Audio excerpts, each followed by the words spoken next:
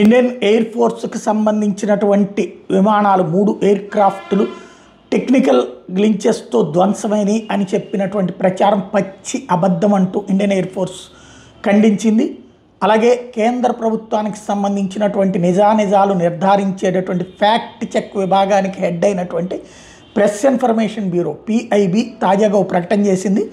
నిన్నటి నుంచి ఈ వైరల్ అవుతున్నటువంటిది ఇండియన్ ఎయిర్ ఫోర్స్ ఎయిర్ క్రాఫ్ట్లు 3 టెక్నికల్ రీజన్స్తో క్రాష్ అయినాయి 2 అవర్స్లో అన్నోన్ ఎలక్ట్రిక్ ఇంటర్ఫీరెన్స్ ద్వారా. మొన్ననే ఢిల్లీ వ్యవహారం, హైదరాబాద్ వ్యవహారం కూడా మనం మాట్లాడుకున్నాం.